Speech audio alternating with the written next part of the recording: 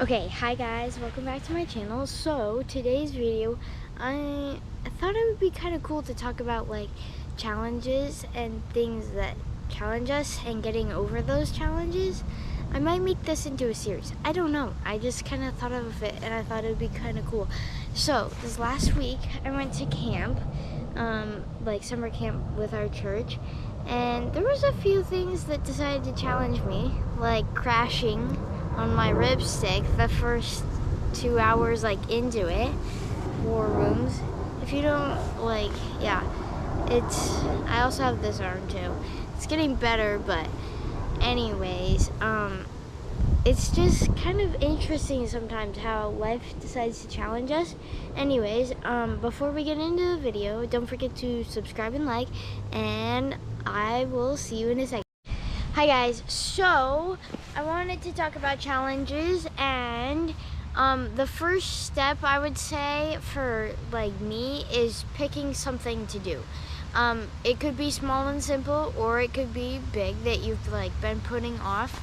For me, sometimes like something small would just be like helping with a small little chore, like doing the dishes, or I don't know. And for something big, it might be like cleaning my room if my room's a really big disaster. But it really just depends on your situation and stuff. Yeah, anyways, I'll talk about the next step in a second. Okay, so now on to doing the challenge. For me, it really just depends. If I'm cleaning my room, it's easy to throw on some good music or whatever you like to listen to, like a podcast or whatever, and just put it in your headphones or put it on a speaker and listen to that while you're doing it, because it just kind of seems more motivating. But for me, if I put on like a movie or a video, I kind of get distracted sometimes, unless it's like a really good video that I'm actually gonna like enjoy and like actually get the stuff that I need to get done. But if it's like doing something cool and adventurous outside, I just say like enjoy what you're seeing. Like actually live life in the present instead of just letting your thoughts like think about something. Oh, I have like this much homework to do, or I have all this stuff to get done, or whatever you have to do. I just set your mind to it and you'll probably get it done. And then what was I gonna say next? I don't remember. I'll let you know when I remember. Okay, so for any of these like examples or whatever, I kind of want to talk about like what happens when we fail or whatever. Goldie, stay here. When we fail, like what do we do? For me, I personally don't like it when I fail and don't try again. I like to get back on, and I can tell you a few stories from this previous week that I did that. I went to summer camp, and if you guys don't like graphic things, I'd skip ahead like a few seconds. I crashed and got that like all messed up. I actually had it on my like forehead and stuff and my nose, but you can't really tell now. But I actually crashed twice. But I wanted to get back on the first time. I didn't really like, everybody that was around me was like, you're not getting back on that thing until the nurse checks you out, basically. But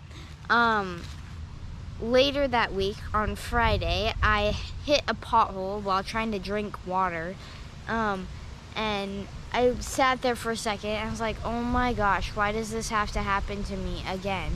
And then I was really upset because it happened, and so I was like, I wasn't like bawling my eyes out, but I was crying. I was like so annoyed. So even though I was annoyed, I hopped right back on my ripstick, and yeah, I've been doing my ripstick for 2 years, and this wasn't a really bad crash, but I have like had worse. At least I didn't break my nose. But I was annoyed, and I just hopped back on, and it made me feel better that I hopped back on instead of just giving up and walking the rest of the way to where I was going. I was like, I don't care how mad I am. I'm just like, get back on that thing, because then I know I'll feel better.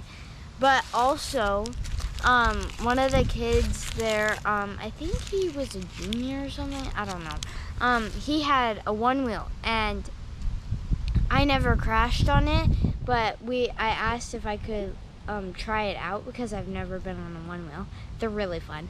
And one of the junior girls were like, you probably shouldn't do it. You've already crashed. And like, she's like pointed at my elbow.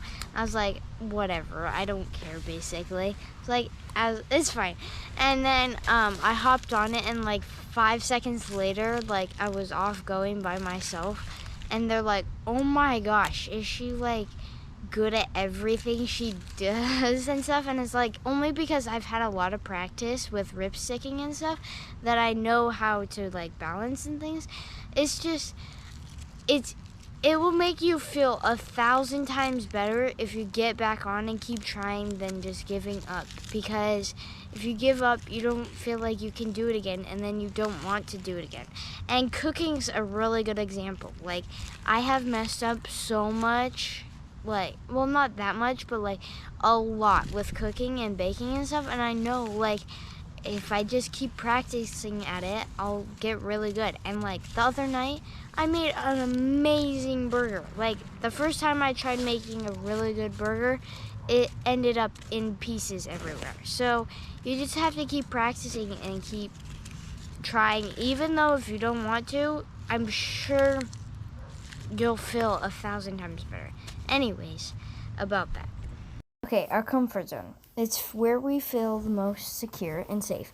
But when we try things that are outside of it, it might be scary at first, but then when we keep trying, we succeed, and sometimes we fail, but it feels amazing once we try it.